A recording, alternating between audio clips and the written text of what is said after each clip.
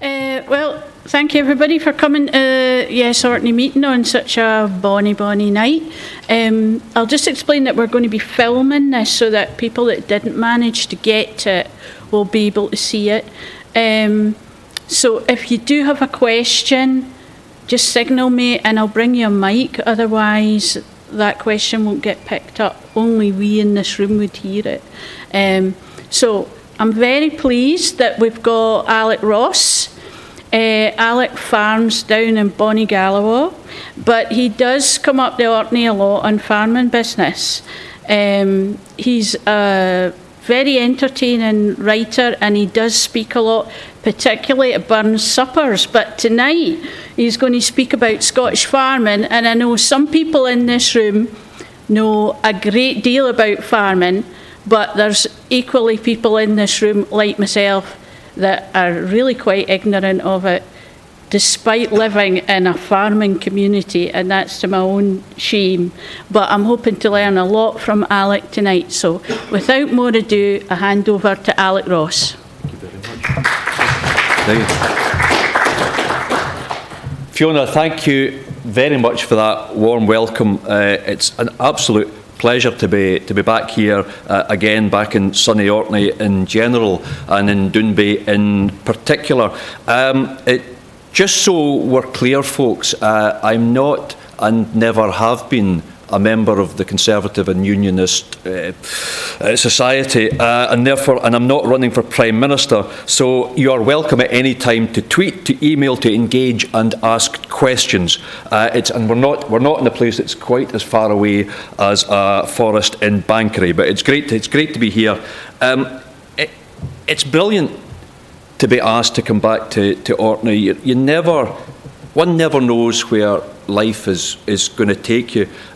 If any of you had said to me 8 years ago that I'd find myself in Dounby Hall talking about Scottish farming and independence back in the agenda again, and Brexit, the word wouldn't even have been coined at that point, before going back to my digs and writing my latest ramblings for the Orkney News, I would have thought all of you insane. But these, folks, are different days.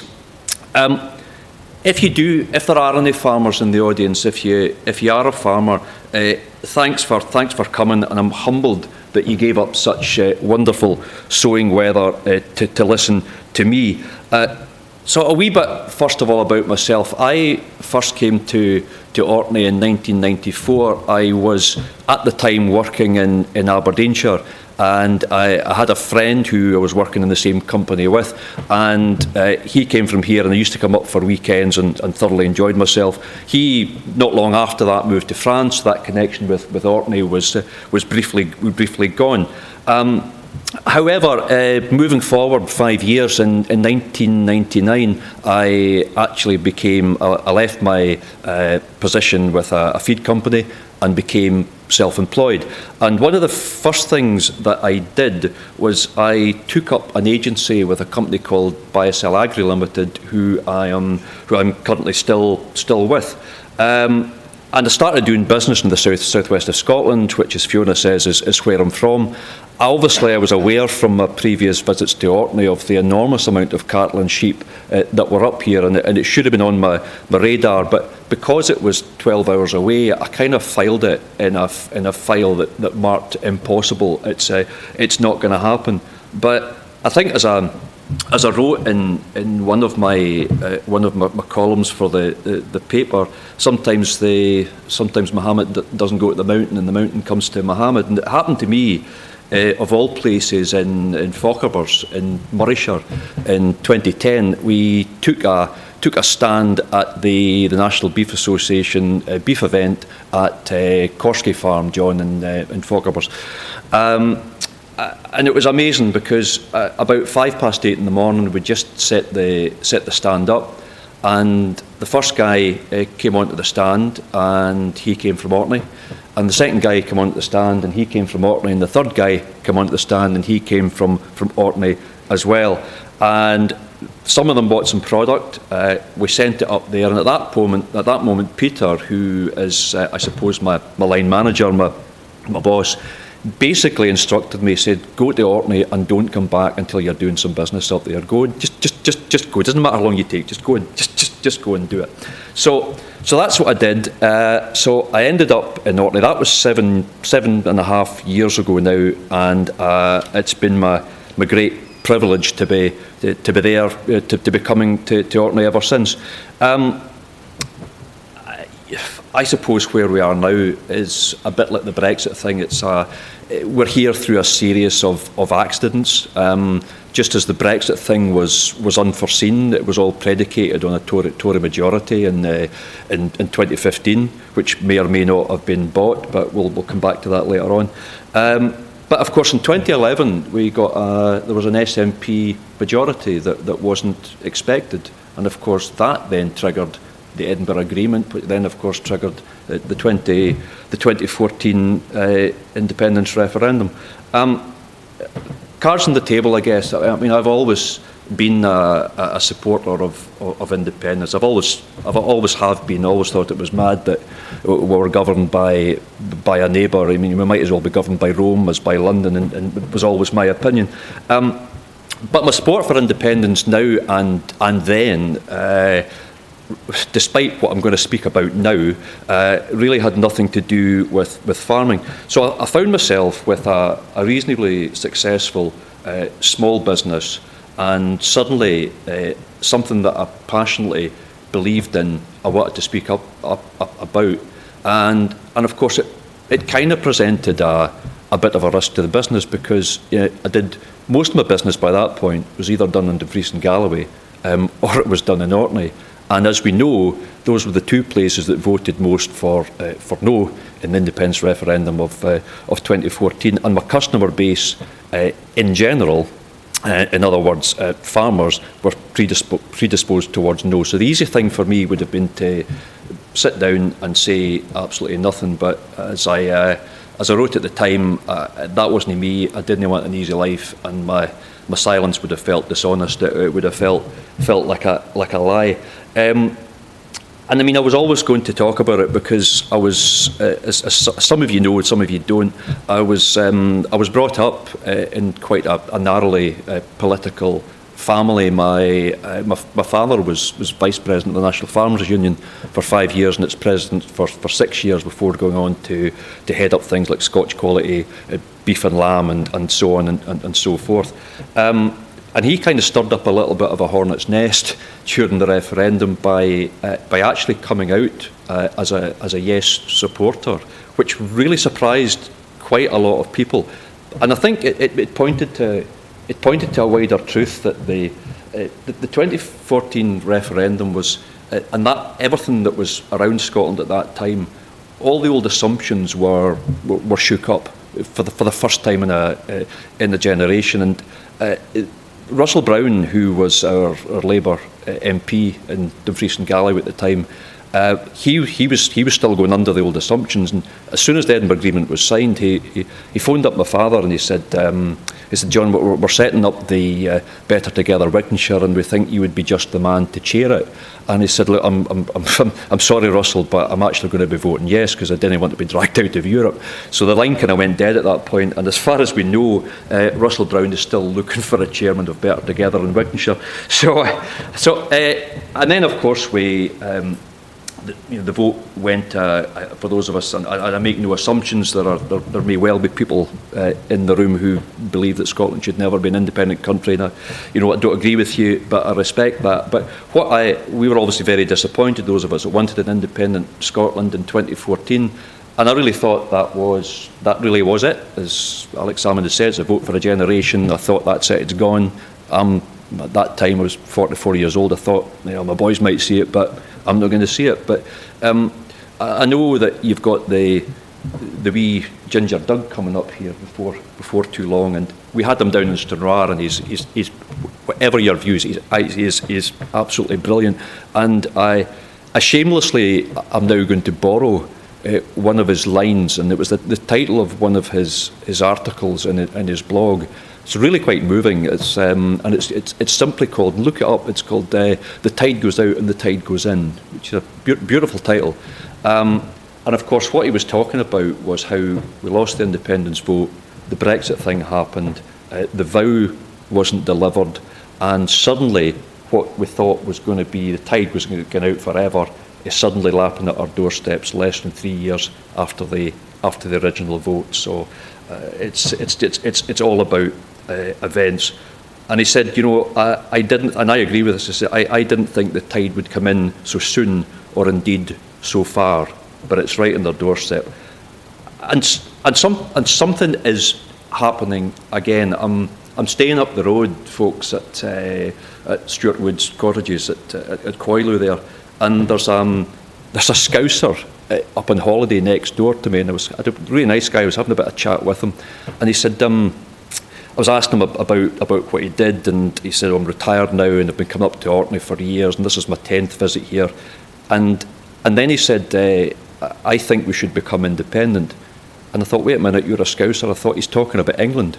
Then I realised that he wasn't. He was actually talking about Scotland in his mind, because he's trying to buy a house up here. He'd actually already moved to Scotland and wants to live in an independent country. And the other thing that I would say, just to conclude these sort of opening remarks, is that I think there's a shift in the way that commentators, not me, but others perhaps on the other side of the debate, there's a shift in their tone. There's a shift in the way that they're talking now. Because if you listen to, I suppose, arch unionist commentators like David Torrance, for example, like Alex Massey, like people like that, even guys like that are openly now saying, look, you know, the direction of travel is independence, and we're probably going to be there in 10 years or so. Now, I think it might be quicker than that.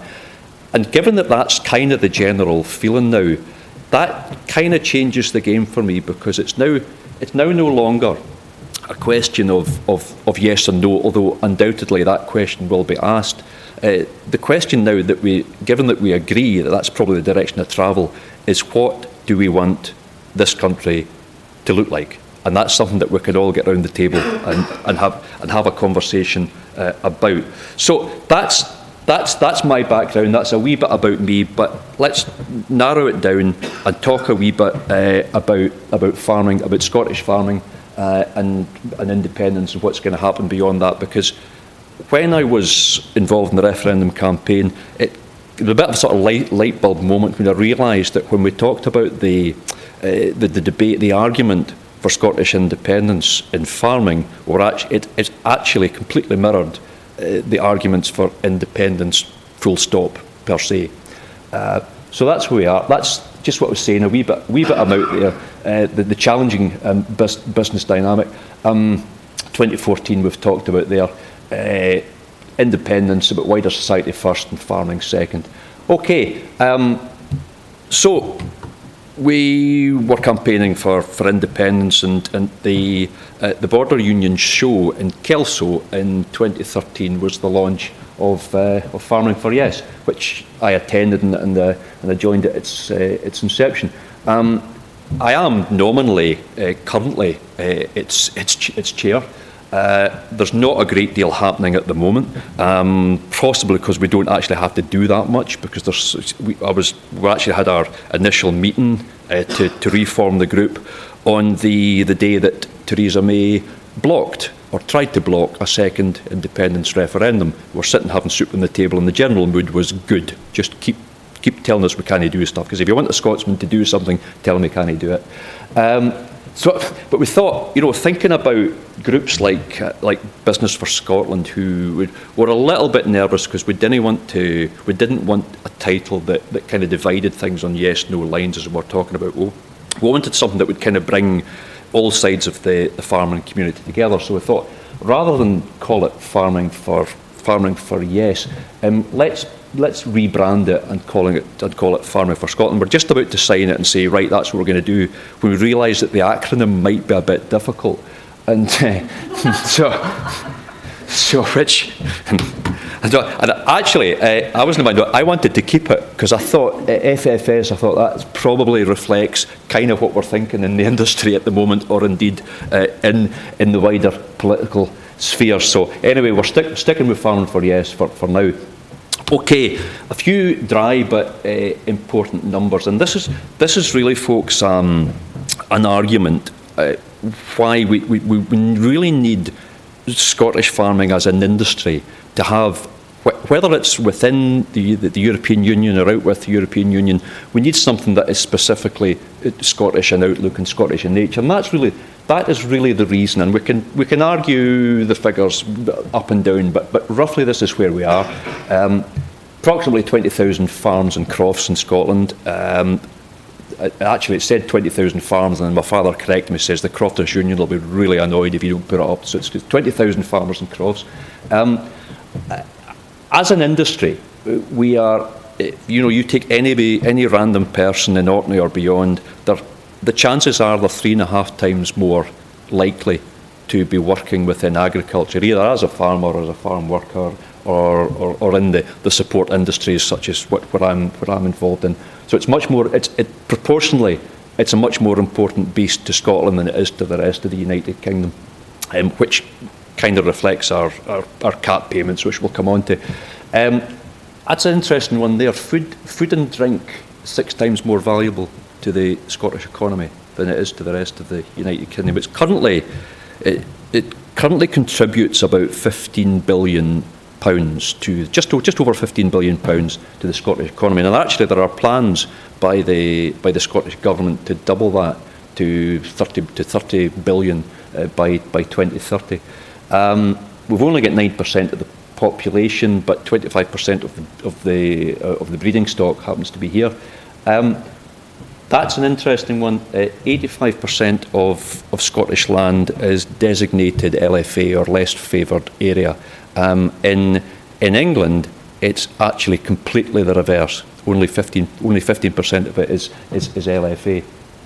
So actually, I actually have a slide in there which I might on another presentation, which I might show you later, which really sort of shows that. You can see there's the 85% of Scotland that's LFA, and the rest of it is beef, it's dairy, it's malted barley, it's pigs, it's soft fruit, it's everything. It's very much Rainbow Nation writ large. That was and the final one there, of course, is whisky. 40 bottles. That's an unbelievable figure. 40 bottles of whisky are exported out of Scotland or from Scotland every second, which I reckon probably brings about £120 per second into the UK Treasury.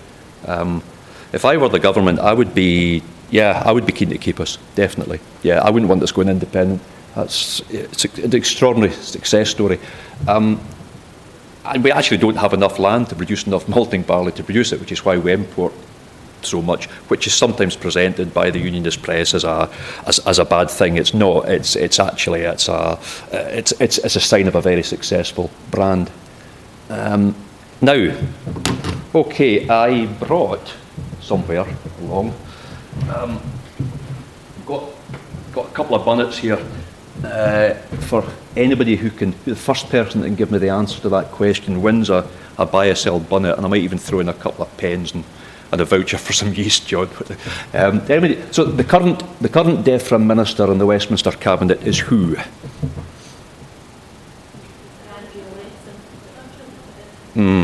Right.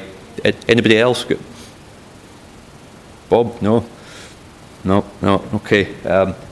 Actually, I've been a wee bit. Forgive me. I've sinned. I've actually done something. That's the answer. It doesn't exist. There isn't. There is no such person. There is no such position.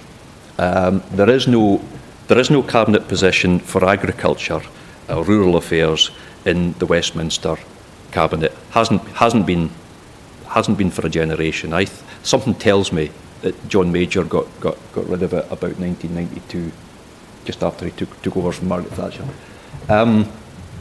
That to me says a lot about I'll give you the hat anyway. It's fine.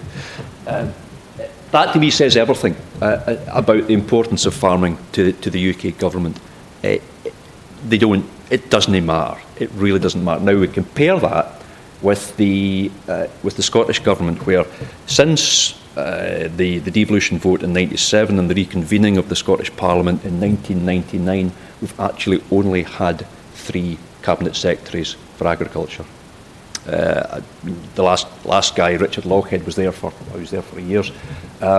Fergus looks like he might be around for a wee while as well. And it's a senior cabinet position, and they sit right at the shoulder of the First Minister.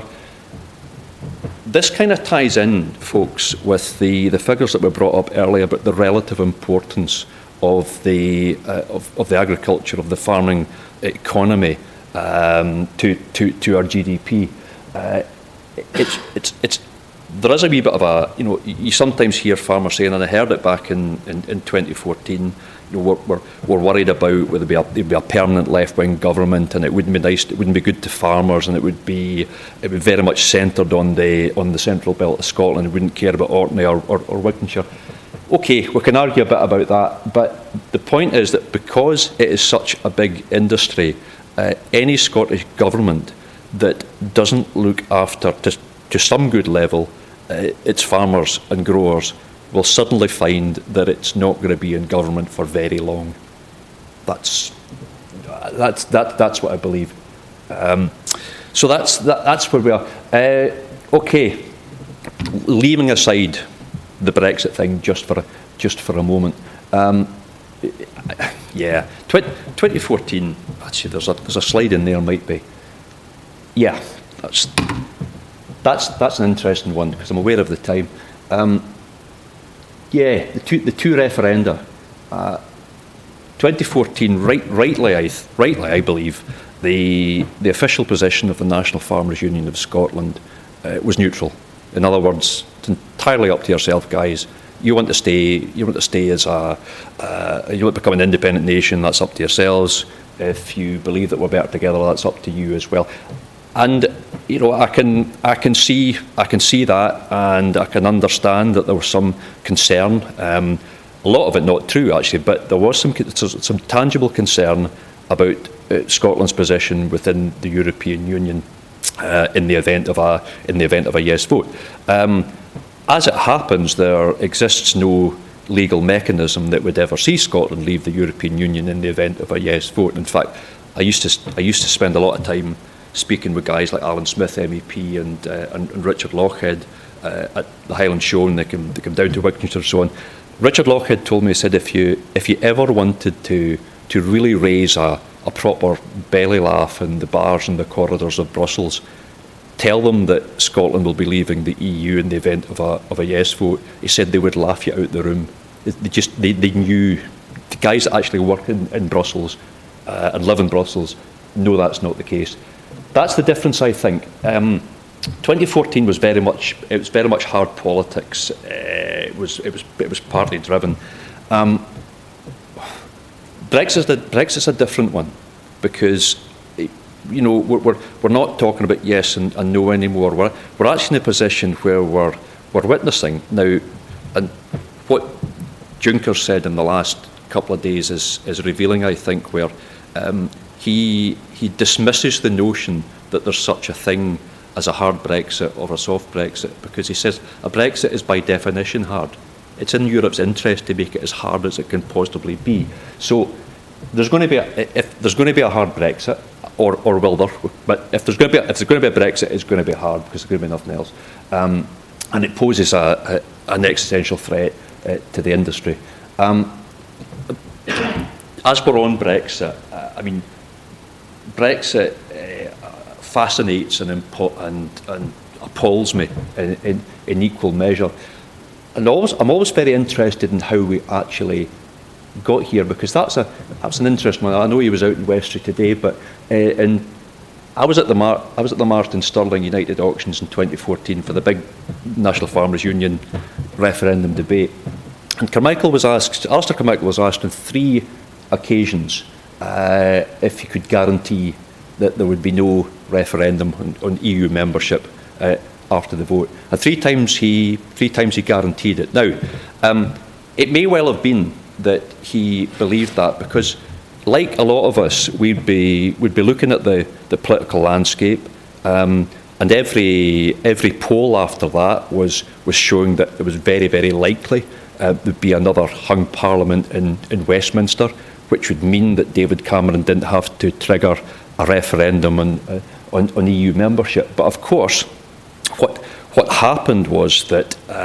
the English and Welsh electorate didn't believe that David Miliband, when he said he wasn't going to go into a coalition with the Scottish National Party. There was the rise of UKIP, all sorts of other stuff happened, and actually with quite a small turnout and quite a small overall percentage, suddenly you've got a majority Conservative government, and you've got an EU referendum. That one astonishes me, because I often think about David Cameron, and I think, well, all he'd done is actually offer. He'd promised a referendum, but he hadn't promised what the terms of that might be. If he'd given the vote to EU nationals living in the UK, that would have swung it to a Remain. If he'd given the vote to 16 and 17-year-olds, that would have swung it to Remain. If he'd put a nominal figure on there that we have to have 66% voting to leave before it happens, then he would still be within the spirit of the referendum promise, and we would have remained. But he didn't do any of that, because I don't think for a second I thought he was going to lose, and I don't think for a second it was anything to do with wishing the best for the people of the United Kingdom. It's actually, the Brexit thing became a fight for the keys of number 10. And unfortunately, we're all in Scotland and everywhere else having to pick up the pieces unless we do something about it. Now, I've got to be a little bit. I don't have to be careful here, but I sort of say this with a wee bit of a heavy heart, given my background and given what my family's backstory is, given what my father did in terms of leading the organisation. I kind of get the feeling, I know that I don't think our leaders in the farming industry had a plan for Brexit. We can see, certainly the government did have a plan. It's clear to me. I mean, I watched the hustings from Kirkwall through the internet on Facebook, and it struck me that nobody really had a plan. Nobody was really thinking outside the box. And David Mundell, just before the EU vote, made it quite clear that in the event of a leave vote, in the event of a Brexit, then agricultural and farming and fishing powers, legal people said this as well, would be all returned to Holyrood. And we now know that is not going to happen. And those powers are going to come in the first instance, and I don't think they'll be leaving from there. They will be coming to Westminster. So that is, when Juncker talks about a hard Brexit, this is actually what it probably means, I think, anyway. So that's out of the European single market. There's tariffs on beef, 20 to 50%, and lamb at 69%.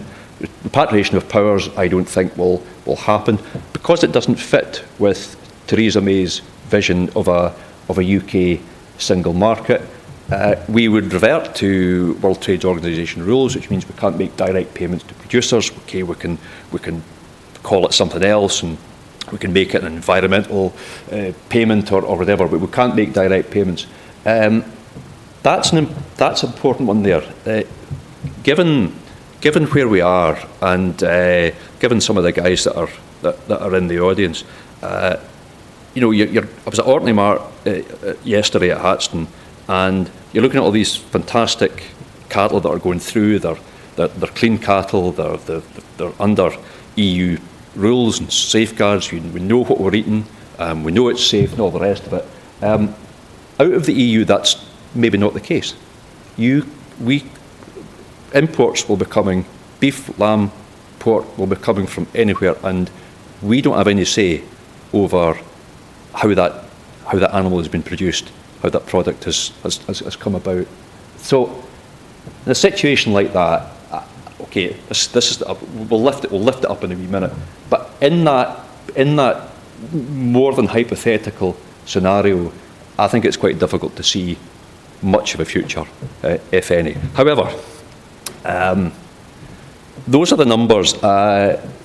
John, I'm sure would give us the Orkney ones. I think it's about 30 million Orkney, John, somewhere about there. But in Scotland, Pillar 1, which is your direct sub, which is about 80% of the total, is 500 million.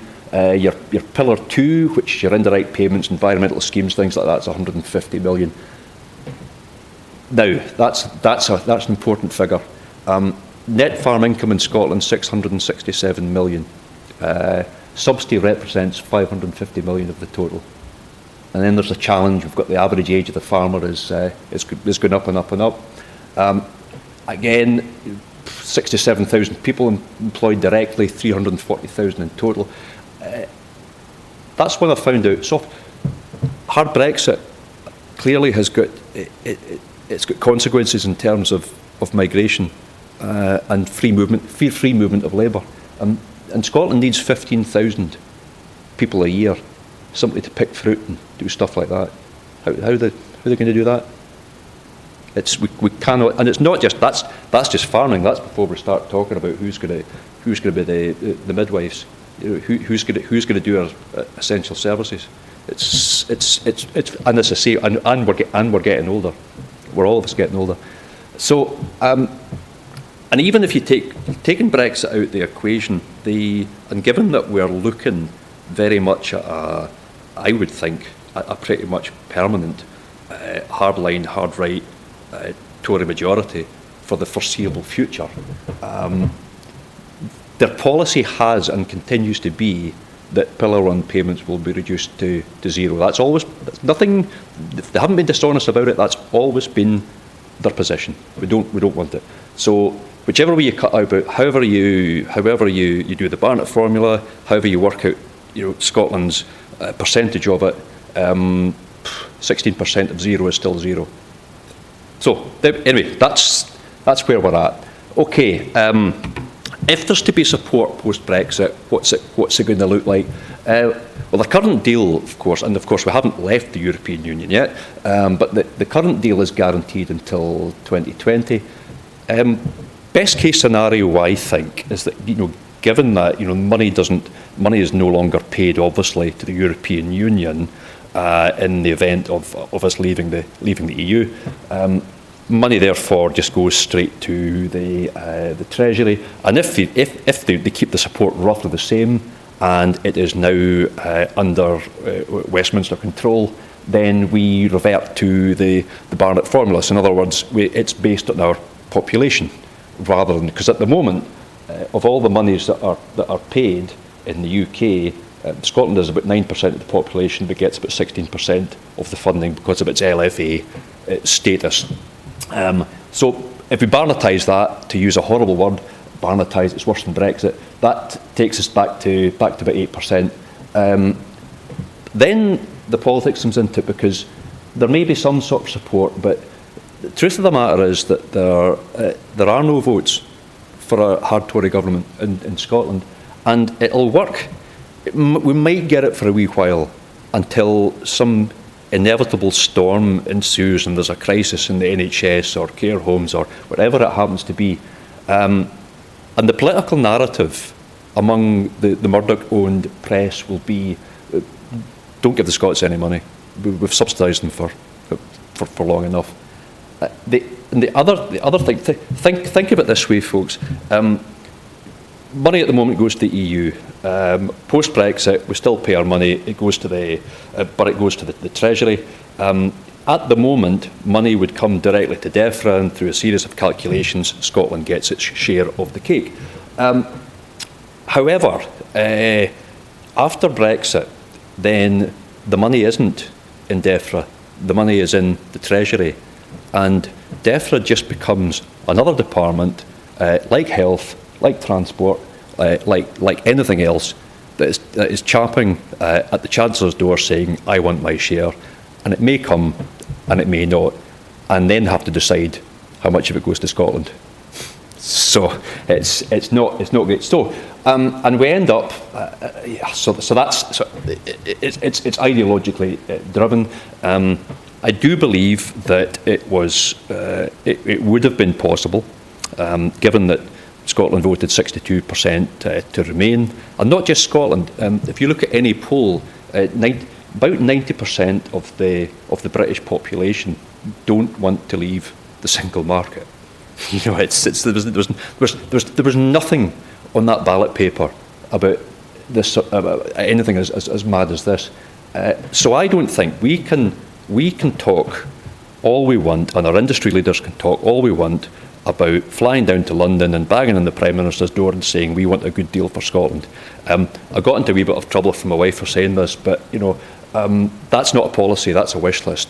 On my wish list of things to do before I kick the bucket is to have dinner and drinks with Scarlett Johansson, but that's not going to happen either. We need to take a bit more control about this. So that's where we are. Okay, that's a thing that I'm hearing a lot on farms and other places at the moment. Brexit has happened, we just have to get on with it. Well, my answer is always no, it hasn't, and no, we don't. Brexit hasn't happened yet, and there are other alternatives that we can look at. This is what I suggest we do. It's clear that we're not going to get any change out of this Westminster government or any other at all. It's not going to happen. You've probably worked it out, I'm a kind of a bit of an anorak about things like this. I think when you're at the school and you're taught about kings and queens and you're taught about battles and things like that, and these are all very exciting things, but actually history's made by people that you've never heard of and wouldn't recognise in the street. Guys in the shadows, like Supreme Court judges, and I think that for me is that was the Rubicon. That's the line in the sand. That is the moment when Scotland actually stopped being a proper country under the present constitution. Because Supreme Court judgment, of course, Theresa May, in her utter desire for a hard Brexit and to be the most powerful woman in the world, didn't want to go to Parliament and debate the triggering of Article 50. And Supreme Court judgment, even though the Daily Mail called them the enemies of the people, disgraceful way to behave, Supreme Court said, you're not on. We're not here to make a political judgment. We're here to make a legal judgment. And our legal judgment is that you're going to have to pass a law. You have to get this through the House, which they did. But the devil's in the detail, and if you look at the small print of that, the other thing that Supreme Court ruled, because they were making a legal judgment, was that neither Scotland nor any of the other devolved administrations had at any point needed to be consulted over the triggering of Article 15. As it turns out we weren't. And that to me, and of course the other thing that happened, there was this thing called the Sewell Commission, the Sewell Convention, I should say, which of course was formed so that if any act of Parliament in Westminster impinged negatively or otherwise on a Scottish devolved competency, like education or whatever, or health, or whatever, then there had to be some discussion about that. Now, clearly, with Brexit, and if there's a hard Brexit, which I think there will be, then that has an impact in terms of immigration, which means that it's really difficult for Scotland to get people to work in one of its devolved competencies, for example, in education. And that's already happening because students are not coming to Scottish universities. And actually the Supreme Court said, actually, it doesn't matter. That's the Sewell Convention. It has no legal status whatsoever. So what we have is a Parliament built in sand, powers that can be given and taken away, and power devolved, as Enoch Powell said, is power retained. And this is what it's about. This is a power grab, and getting any sort of a deal for Scotland under these horrendous circumstances, I think, is impossible. So what I think we have to see it. If there's an opportunity, folks, I think it's probably this. I mean, we've got now 18 months or so to see how Brexit negotiations go.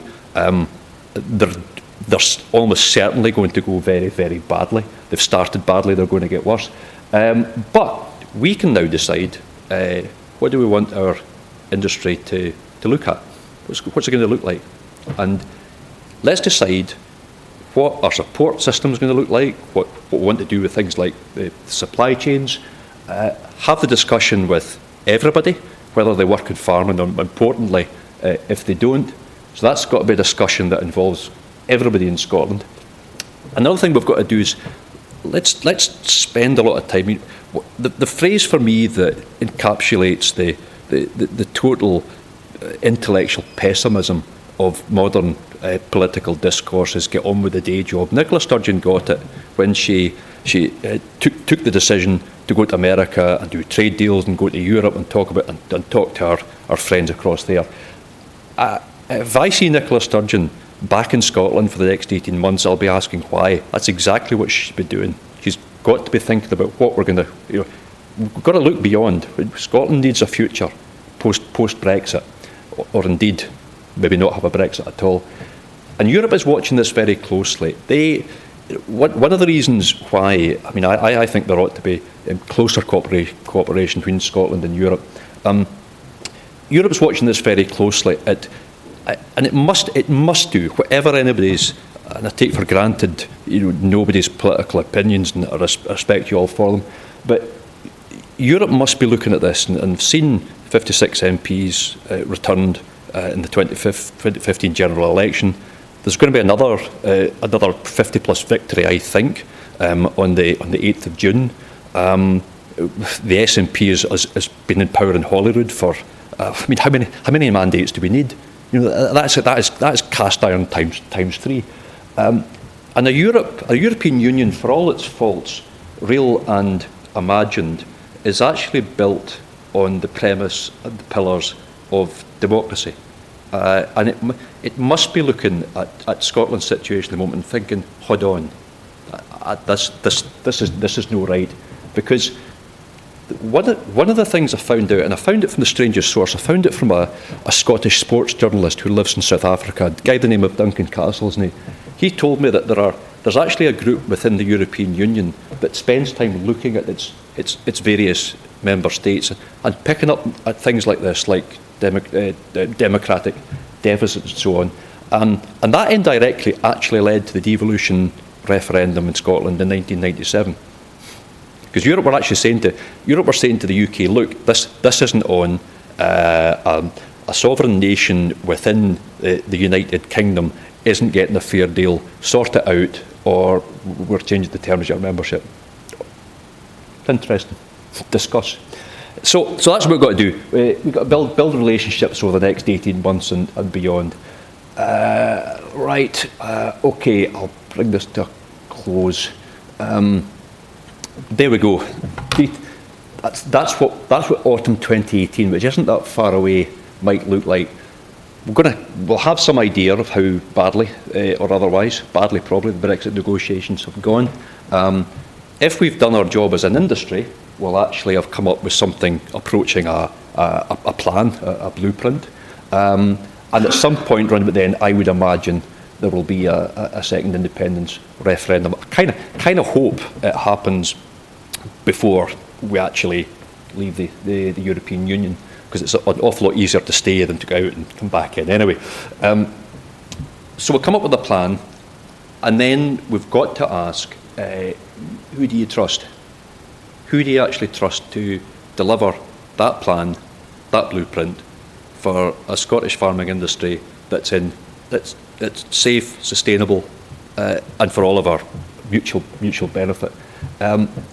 And the question I want to ask people is that, if we could then demonstrably prove that to deliver this, we actually need to be in control of our own affairs and have our own independent parliament and our independence. Would you still then, if you're unsure, would you still then vote for the United Kingdom, even to your own impoverishment? Now, I suspect that there might be. I've always thought there's 15 or 20% of Scotland who would vote for the Union, come what may, even if it meant we were eating pebbles for the next 50 years. However, that means there's 80% there who either want that to happen, or at least are open to persuasion. So these are the arguments I think that that I know that we're going to have to make. So just a few wee conclusions there. Scottish farmers are a different beast, need a nuanced approach. The question I would ask you is that can that be delivered from a UK-wide approach to Brexit? Answer, my opinion, no. Hard Brexit, which is just basically synonymous with Brexit, there only is a hard Brexit. That sees 560 million leaving the Scottish economy. We've been betrayed on power repatriation. Why we should trust them any further? Once again, I'd emphasise that farming is central to the Scottish economy. It's about taking ownership. Supreme Court ruling changes the game. Are we okay with not really being a country at all? Personally, I'm not. Okay, I'm going to throw a couple of wee curveballs in, then I'm going to finish, Fiona. There's I put in there, will Brexit actually happen? Now, that sounds a completely mad thing to say, but in my quieter moments, as they say down in Wickenshire, I hae my doots. Professor Sir Tom Devine still thinks it's a 50-50 call, because what we've seen over the last 4 years, I guess, is that all bets are off. The political landscape has changed. Anything can happen, and it probably will. This snap election, which I've called there omni shambles on stilts, which is what it is, this could really backfire in the face of the Prime Minister. And the reason I say it is this. Now, probably what will happen is that she'll keep something like the majority just now. I couldn't understand, first of all, why she called the vote in the first place. She didn't have to. She had a reasonable working majority. She'd got Article 50 through on a landslide, and there was no public demand for a snap election. But she did it anyway. But when you think about it, it probably makes sense. It looks like she's obviously looked at the polls, seen the Conservatives 20 points ahead and thought, right, let's really kick Labour when they're down. And also it's got the added benefit for her of kind of throwing a lot of smoke in front of the Tory election fraud scandal that is now breaking. Because if 24 MPs, including one of my own in Dumfries and Galloway, suddenly loses his seat, then that's 17 majority minus 24. You do the maths. Okay, couple of daft wee stories to finish. Not daft wee stories, interesting wee story. I travelled up and down Scotland from Orkney to Stranraer during the 2014 referendum. Heard a lot of really good speeches. Heard some great speeches. The best one I heard was from a lady called Sally, who's a farmer from the Borders.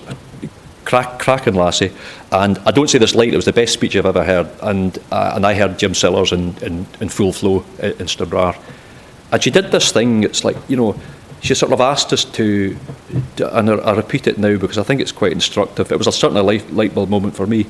She asked us to look through the looking glass, the other way around, and she said, just imagine that Scotland were already an independent country, and it was asked to cede much of its sovereignty to a bigger neighbour, and it were asked to put weapons of mass destruction on the waters outside its biggest centre of population, and you gave all the money to them and they might get some of it back, or maybe we don't. To actually do that, that country would have to be absolutely bloody desperate.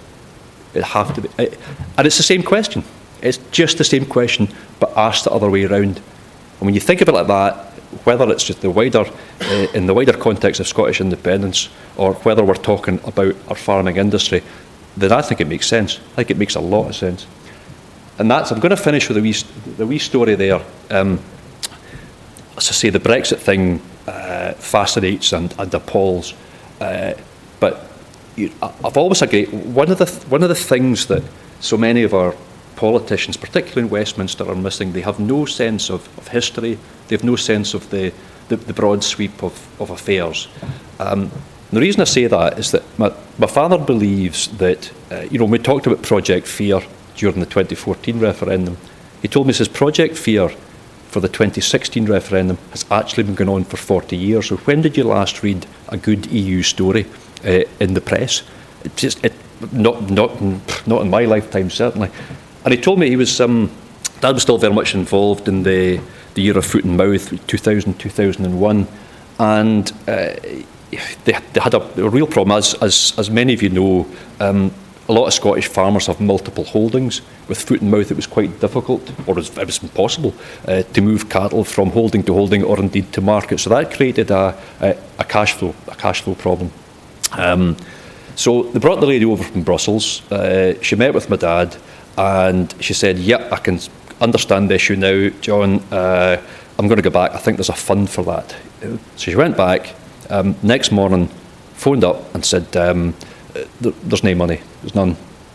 He said, "I mean, there's no money." He told me there was. He says, "Look, there is some money if you're one of the other 26, 27 nations, the European Union, but or how many number it was then. But you're not. Margaret Thatcher opted us out of that particular fund in 1986 or whenever it was. So if there was Euroscepticism in 1986, there's Euroscepticism on stilts now, and that's where we've ended up where we are. So I hope, Chairman, people, that's given you some sort of an idea. I hope we've pitched that just about right.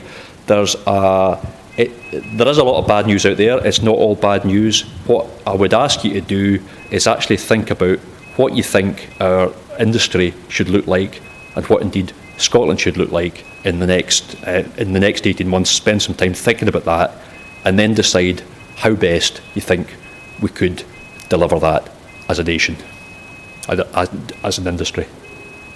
Thank you. Thank you.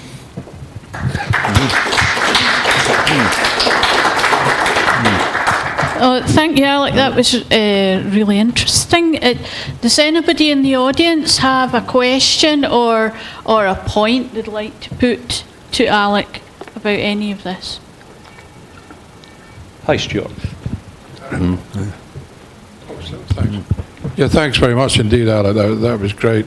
So why did, and am I right in saying this, because I've been busy a bit this last few weeks with other things, so I haven't been keeping You don't say. Yes, but why did farmers vote for Brexit?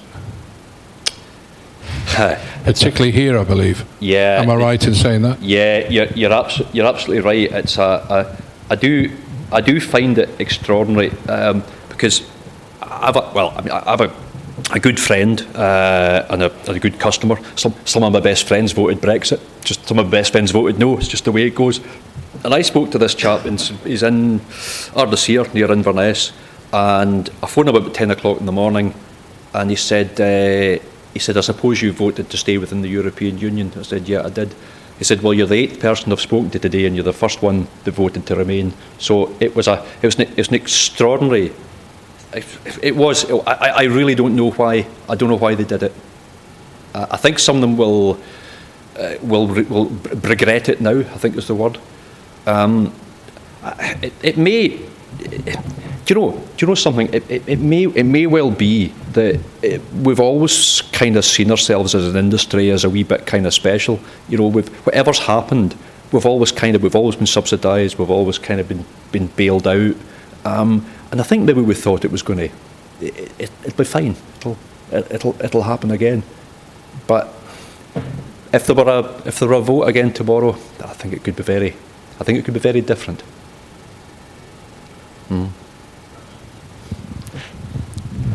Yeah, hi. Yeah, it's a bit surprising when people voted for out. I mean, like in South Wales and in Cornwall, for instance, two of the poorest parts of the country, and people in Sunderland with a factory that exports nearly all their stuff to Europe. It seems like financial suicide. But anyway, that's a different question. Just to do with farming, you mentioned about subsidies not being allowed by the WTO. Yeah. Whereas I've been in Norway a few times, and their industry is very protected, and they get a lot of support. So how does that work for them outside the EU? In Norway, obviously they're not part of the EU, but they have a very subsidised industry and a very protected farming industry. Yep. Do you know how that works? If you're saying you're not allowed to WTO rules say you can't subsidise. I can't speak for Norway. I'm sorry, I don't. But I do understand that if there's a hard Brexit, if we're out of the European Union, we would revert to. Now, I think you can. It's not to say there can't be some sort of support, but there can't be any direct payment. That can be under some environmental scheme or something like that. I'm not entirely sure, to be honest with you, but I shall try and find out for you before the evening's out. Okay, anybody else? I think this kind of follows on from what the person has just asked.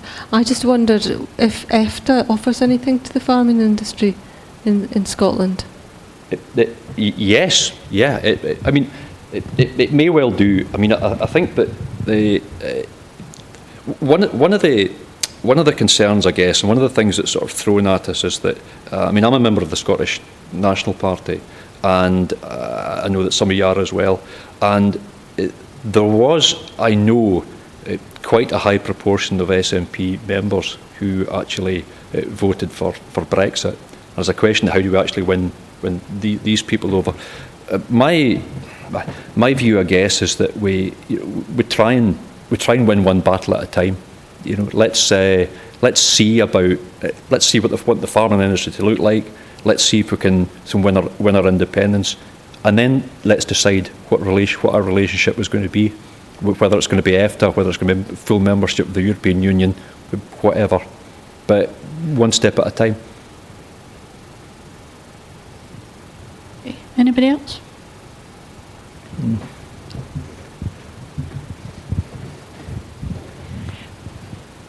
When they announced the date of the referendum, do you think there should have been a longer time for it, for discussion? You mean the European referendum? Yes, the European, like we did with the Scottish one. Yeah.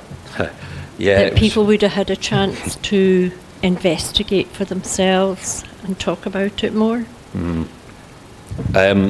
Yes, they are. Yeah, thanks. I think the answer is there should have been. It was bizarre actually because when Scotland announced in the Edinburgh Agreement that it wished to hold a referendum on independence, first thing that we did was publish a 628-page white paper, which probably nobody read, but it basically it was pretty exhaustive. I have to say, and I say this with a wee bit tongue-in-cheek, but I think when the second Scottish independence referendum is called, I think we should just write it on the side of a bus, because that seems to be the way that you win. That's how you win referendums. But I think your question is a good one, and and I respect it. I think it's great, but I think, if you'll forgive me, that the premise is slightly wrong, because I don't believe for 1 second that the calling of the 2016 EU referendum was anything to do whatsoever with our future with Europe, and absolutely everything to do with a conservative hard Brexit turf war. That's all it was. It was about who could get the keys to number 10. And I think yeah, you're right. I mean, and if you're going to have a referendum, do it properly, leave a proper amount of time, and let's discuss the issues. But even after the Brexit vote, I wouldn't trust these folk to run a bath, because they've spent. There has to be room for a nuanced deal if we're serious politicians to get around the table.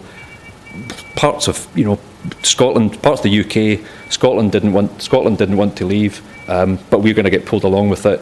But there's promise that there will be a deal for Nissan or the bankers in the City of London. So I think we have to get away from believing that our politicians in Westminster actually give a damn about us, and certainly don't give a damn about our relationship with the EU. I would hope, however, I mean, Scotland is as we saw on the farming thing. Scotland is a very, very different place, and I've always thought, we talked about sort of long sweep of history, and I've always believed that. I'll tell you a wee story if you give me a wee second. I do a lot of travelling in my job, as you'll appreciate. 2 weeks before the EU referendum vote, I drove up to Orkney, and it was the most bizarre thing, because the most monumental decision of our political lifetimes was just about to happen, and normally you'd expect a lot of kind of paraphernalia and stuff like that everywhere, and vote leave and vote remain, all the rest of it. It's nothing. Absolutely nothing. It was somebody in Wick wanted to leave, and remember I left from Stranraer, right? Following week I drove down to a trade meeting down in Birmingham, and then I realised the temperature was very, very different, and everybody was for leaving, and I knew that they had the numbers, and I knew that the game was probably up. I think it's strange, because if we look at the history of Scotland, I mean, our relationship with Europe long predates our political and economic union with England and the rest of the UK. So we've always been very kind of comfortable with our European friends and neighbours. It's a really strange one. Would an independent Scotland ever have a European referendum? Possibly it would, but I hope we'd handle ourselves with a bit more dignity and decorum than what we've seen in the last year. Okay, anybody else? Can I ask, you mentioned about the future for farming, and you need to have a plan for ahead, and it should involve not just farming but everybody. Yeah. I mean, are there any moves to do that at all? There is, Fiona. There's actually quite a lot happening just now. I had Fergus Ewan, as we said, he's the Cabinet Secretary for Agriculture. He's actually got a proper working group on the go just now. One of whom is actually Emma Harper, MSP for South Scotland, and they are really speaking to everybody involved in the industry at the moment, and trying to get a plan together with Fergus. That's great, and had a really good meeting with Emma. I took her to a local farmer who actually was a no voter, John will know him, and a guy called Robert Parker, and a kind of soft conservative. What was very, very interesting was that when we got round the table, we moved away from politics actually very quickly, and the question really was, what are we going to do, and how are we going to achieve this, and what do we need to do? One of the issues, I think, that it might put a little bit of molasses in the tracks a wee bit, Fiona. Unfortunately, and this is no disrespect to the Cabinet Secretary at all, but all Cabinet Ministers are kind of the same. They tend to have 2 or 3 civil servants that they speak to, and just about nobody else. I mean, for example, in one of the ideas that has come out of it has been this idea of mobile abattoirs for remote areas. So rather than bring Mohammed to the mountain, you take the mountain to Mohammed, and you take abattoirs there, and you do the job and all the rest of it. That would actually be relatively quite cheap to do. But somebody close to Fergus says, nah, it's no a good idea, and that's kind of put the kibosh on it for the moment. But yeah, there's plenty of discussion going on. There's one of my fellow members who's actually standing for council on the Borders at the moment, Heather Anderson. She's doing this Good Food Nation project just now. She's very, very interested in things like better supply chains, getting away from this situation where we're addicted to cheap food, where supermarkets have got so much power, and where, if we look at the GDP of farming in Scotland, between 5 and 8% of it only reaches the farm gate and actually ends up in that farmer's bank account, and that's actually unsustainable, because one of the things that one of the things that we need to do, I kind of get the impression with Scottish farming policy and actually with government policy generally, that we spend a lot of time sort of mitigating stuff and kind of firefighting, whereas actually we need to think, right, okay, let's ditch all that and think what we want the thing to look like 40, 50, 100 years from now. But I think the will is there to do it, but the structure that we have at the moment makes it a bit problematic. Anybody else?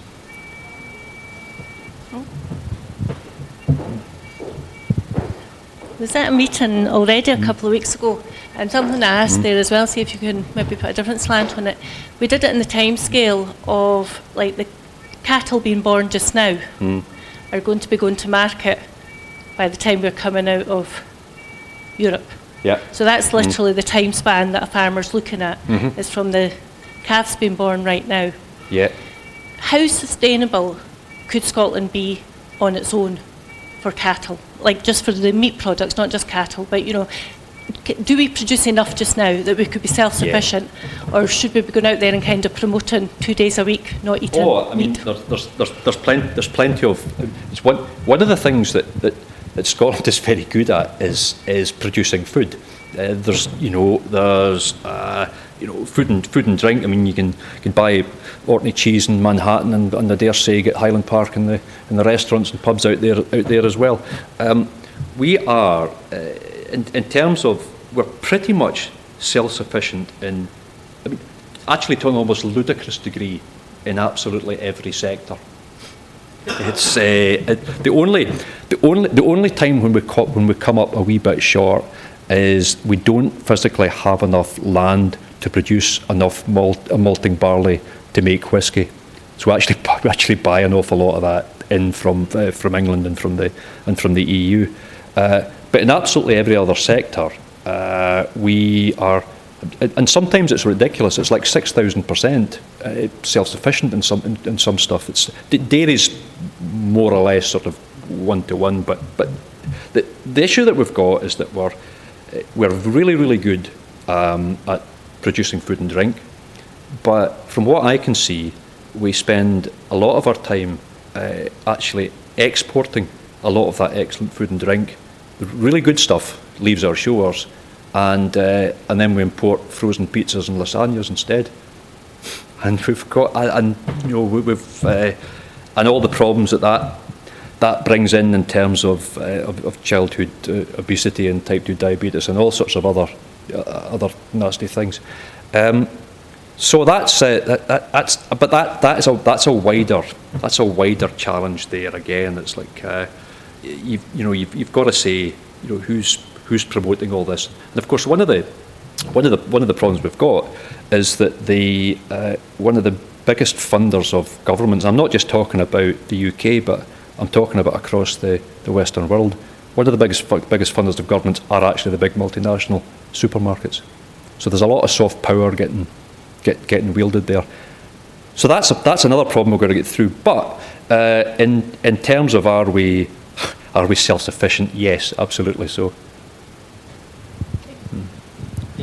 Just maybe to continue that theme. So we produce lots of stuff, and it's all very high quality. And at the moment, we've got a certain number of people employed in the industry. Yeah. Obviously, far less than it was 40 years ago, say.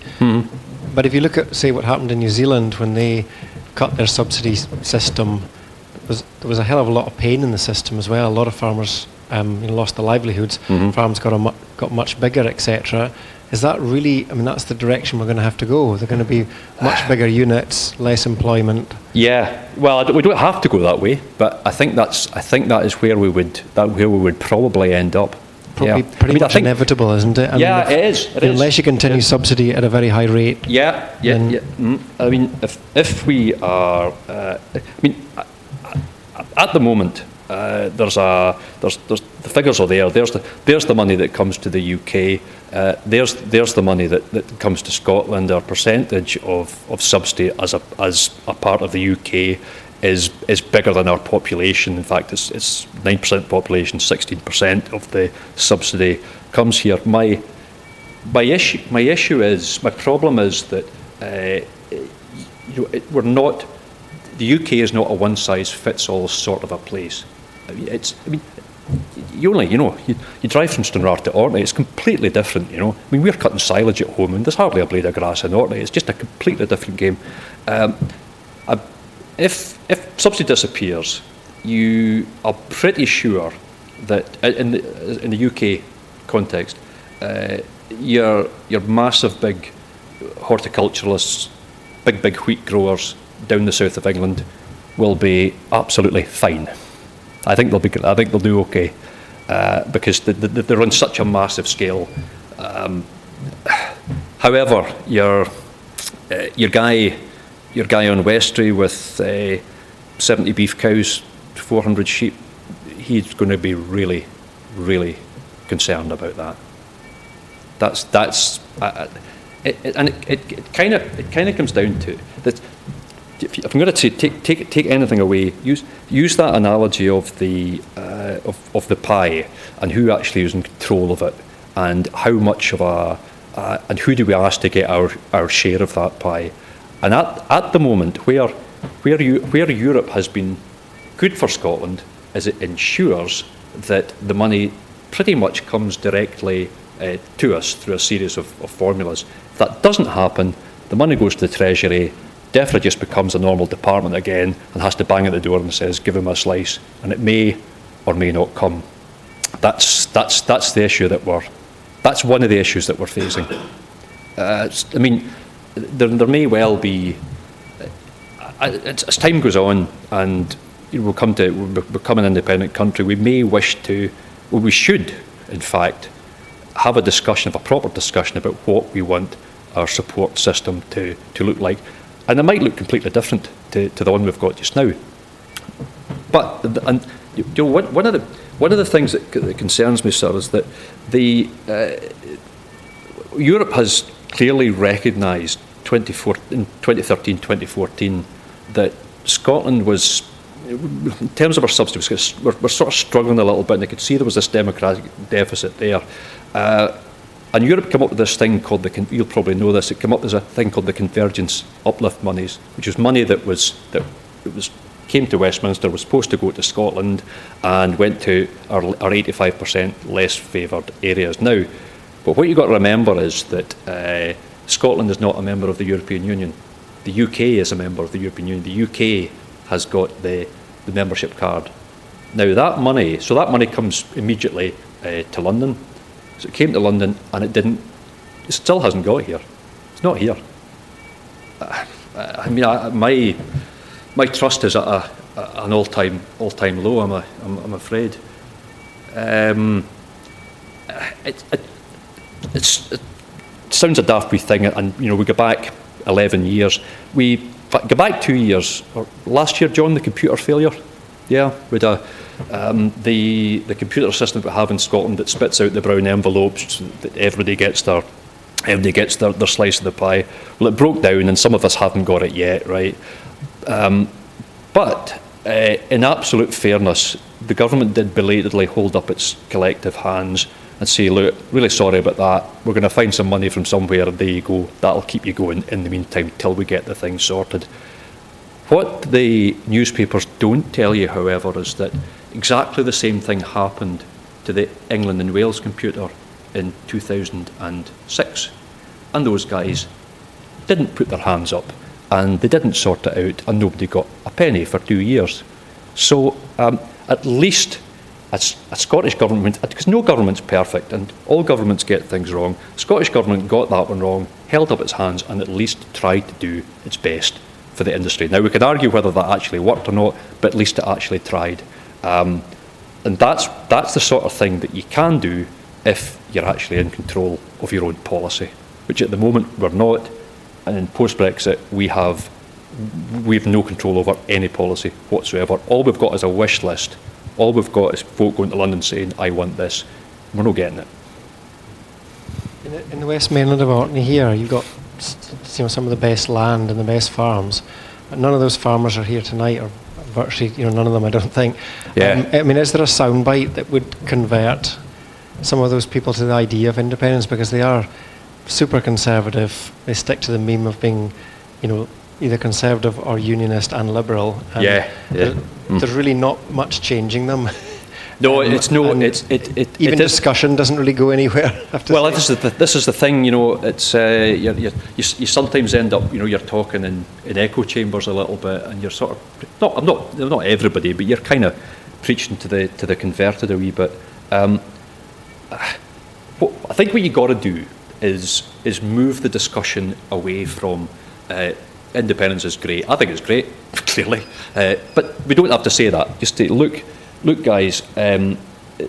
Here's what we now know, because we ran an extremely positive campaign for independence in 2014.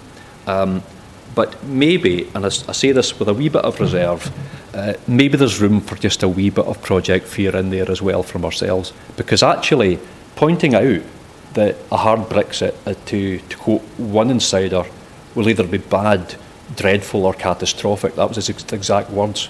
Actually pointing that out, and pointing out that actually that money's going to disappear, the subsidies in all likelihood won't be there post 2020, and actually saying, look guys, what do we need to happen? And they will probably say, right, we need this level of support, we need access to the single market, we need free movement of labour to pick our fruits, to work our farms, to milk our cows, all that sort of stuff. Then the question is, do you think that can be delivered by a Westminster government and a hard Brexit, or do you possibly think that might be slightly easier to achieve with an independent Scotland of whatever political colour or hue that actually has the interests of its farmers at heart, is still within the European Union and access to markets all over the world and a world-class brand? What do you think? That's the route I would go. Sorry. That's Okay, any other comments? Oh. I remember in the 2014 referendum, there's a lot of talk about losing the major market to the rest of the UK if Scotland became independent. What's the facts and figures on that, really? England's a big market for us. There's no, but I mean, I remember, Scotland sells at the moment a lot of stuff to England and Wales, a lot of stuff to the EU, and a lot of stuff all over the world. I remember, doing a live debate with this guy was actually he was the chairman of Scottish Rural Better Together, and his argument seemed to be, or his argument was, and it was, don't get me wrong, he was also the past chairman of Quality Meat Scotland. He's a really good guy, and he did a hell of a lot of good for our industry. But his attitude was very much, whatever we do, we can't annoy England. They might not buy our product. But my argument then is the same as it is now. I detect no antipathy, nothing at all from England that would suggest that they would suddenly stop buying our product. In fact, quite the opposite. I genuinely think if either our product is good enough, and it's plenty good enough, or it isn't, and we're going to have to, and we'll stand by it. Absolutely nothing to stop us trading with England, and absolutely no reason at all why they would stop buying our product. That's what I think. Okay, any others? Well, Alec, thank you so much. It's been really interesting. It's given folk things to think about. So before we close, I'd just like to say that we do have teas and coffees on the go. If anybody wants to have a bit of refreshment before they leave, and a couple of biscuits and things too there. Anybody who wasn't here at the beginning, we have filmed this, so we'll be uploading it, so that anybody, including farmers that weren't here tonight, they'll be able to view it online. So I'd like you to put your hands together, please, and thank Alec Ross for coming out all this way to speak to us. Thank you, Alec. Thank you. Cheers. Thank you.